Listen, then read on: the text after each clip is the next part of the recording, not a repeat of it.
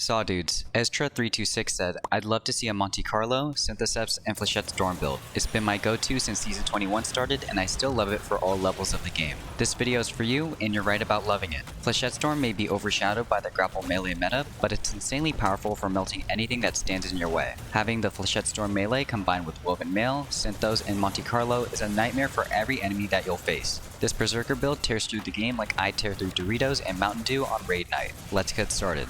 Blade Fury is the only super we can use, but it can suspend priority targets for an easier time to deal with them. Syntheseps will be able to buff its damage by 50% when near 3 enemies to shred through bosses. For the class ability, I went with Rally Barricade.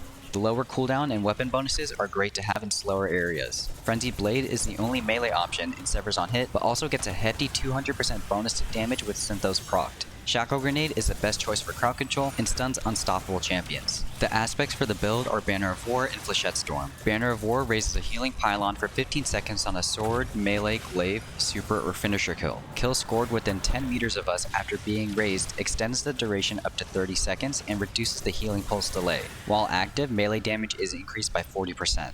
Flechette Storm allows us to perform a slide melee, first propelling us airborne. Additional activations while airborne launches a cluster of 4 lime-flavored crayons that unravel enemies that are hit. The melee animation grants 25% damage resist against non-melee damage. The fragments for the crayon thrower are Thread of Fury, Generation, Transmutation, and Warding. Fury causes dealing damage with tangles to grant melee energy. Generation provides grenade energy for each damage instance. Transmutation causes weapon kills to spawn a tangle while Woven Mail is active, and finally Thread of Warding causes orb pickups to grant Woven Mail for 10 seconds. Let's go over the Preschool Tantrum armor. For the Funny Hive mask, I use Kinetic Siphon, Special Ammo Finder, and Special Ammo Scout. You can switch the last 2 mods out for their heavy variants if you want. On Syntheseps, there is Momentum Transfer, Heavy Handed, and Grenade Kickstart. Melee Kickstart does not proc consistently with multi-charge melee abilities. For the chestplate, I equipped Charged Up and 2 variable resistance mods. When it came to the boots, there was Recuperation, Invigoration, and Stacks on Stacks. Finally, the Mark had Bomber, Powerful Attraction, and Rebirth. You're a Titan, so you're going to run 100 Resilience regardless. The next best stats to max are Discipline and Strength. I would run an even stat distribution between them since our melees and shackle grenades are equally important. If you prefer to play a bit safer though, I would put slightly more emphasis on Discipline for additional crowd control. I saw that you subbed, thanks for that. It really helps out. Now let's get over to the weapon loadout section. Today I have 3, all for different playstyles. There are timestamps in the description if you want to navigate through the video easier. Weapon loadout 1 uses Monte Carlo, the choice between the Eremite or Without Remorse, and Apex Predator. This loadout sticks to Eztra's original vision as much as possible. Monte Carlo is a pillar of the build and provides a constant stream of melee energy, allowing for more Flechette Storm spam. The Catalyst allows for the bayonet to be used, which does great damage on its own. However, it also gets buffed by Syntheseps, so you can easily one-shot champions with the correct conditions. The bayonet provides 50% melee energy on hit for additional regen, so don't sleep on it. The Eremite is a special DPS monster. I crafted mine with Envious Assassin and Controlled Burst so that I can lay into a target without the worry of reloading. Controlled Burst lowers the charge time by 10% and increases damage by 20% when hitting all bolts in a burst. If you're going into activities where enemies are out of range for Flechette Storm, use this. Without Remorse is your second option. It won't be a flamethrower this time around and instead will be a melee buff tool. I crafted mine with Field Prep in the 3rd column for extra reload speed while crouched and bonus reserves.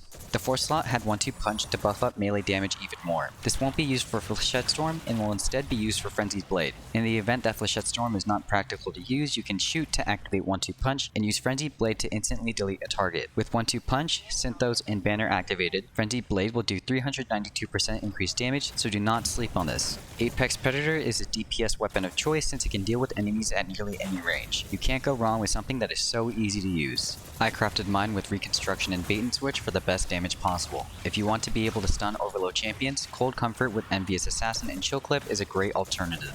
Weapon Loadout 2 uses Partner Dust, Age-Old Bond, and Tractor Cannon. I crafted my Partner Dust with Quick Launch, Disorienting Grenades, Auto-Loading Holster, and Vorpal Weapon. It's really only meant to crowd control enemies and reduce their lethality. By blinding them, it makes it easier to proc Syntheseps without dying. With auto-loading holster, it will almost always be ready to use at a moment's notice. If you wanted to have something similar to Without Remorse from the last loadout, you can use Wastelander in this slot instead. I still think that Partner Dust is a safer option though. Age-Old Bond is an ad-clear monster and adds a little more survivability to the mix. The Repulsor Brace and Destabilizing Round combo provides a void overshield after a couple of kills. It doesn't require anything fancy and can pull its own weight in enemy dense areas. If you aren't a fan of that, you can always try 4th time's a charm with target lock. This changes the gun to be more focused on single target damage. Tractor Cannon increases the damage that enemies take by 30% after hitting one. This makes Flechette Storm hit even harder and also helps teammates deal more meaningful damage. With Tractor Cannon, Syntheseps, and Banner of War active, Flechette Storm will deal 364% increased damage. Use this on champions or mini-bosses to make them regret existing. Keep in mind that Tractor Cannon suppresses enemies' hit, meaning that it stuns overload champions and prevents other enemies from firing. Weapon Loadout 3 uses the Navigator, Word of Crota, and Retrofit Escapade. This loadout is tailored to those who want to play a bit more passively. The Navigator provides on-demand woven mail to us and allies after firing at them. It also severs enemies after sustained hits so it can lock down high-value targets. The Catalyst allows it to create grapple points, so if you wanted to switch to grapple as your grenade ability, that would work really well. Just keep in mind that you'll be giving up the suspend from the Shackle Grenade. Word of Crota is a great 180 RPM hand cannon that can roll with the same combination as Age-Old Bond. However, the Curse Thrall Origin perk causes explosions when scoring kills after securing a melee kill. This grants it even better ad-clear utility and the ability to chunk nearby elites. Retrofit Escapade is the funny Rambo gun. 4th time to charm and target lock outputs ridiculous damage with really good ammo efficiency. When behind a rally barricade, the gun becomes a laser and reloads lightning fast after a mag dump. If you don't have the gun crafted, you could also use Commemoration from Deepstone Crypt. You will have to play behind cover a lot more with this loadout since there is nothing to assist with melee regen. I would also recommend switching the Kinetic Siphon to Void Siphon to create more orbs. Let's close out the video with an explanation of the game loop. Essentially, you'll run close enough to a group of enemies to proc Syntheseps Biotic Enhancement's buff. Once it is active, slide and use a powered melee to start Flechette Storm. Use as many activations as you need to clear the area and repeat. This will activate Banner of War for healing and additional melee damage. Be sure to collect the orbs that are created from melee ability energy and healing via Invigoration and Recuperation respectively. Use Monte Carlo to regen melee ability energy quickly from afar and prepare to go in once again. Remember that Shackle Grenades will also refund melee energy on hit, and all damage dealt to enemies refunds grenade energy. Calculate your aggression so you don't get one shot, and that's all there is to it. Rinse and repeat. Thank you to Estra326 for the video idea.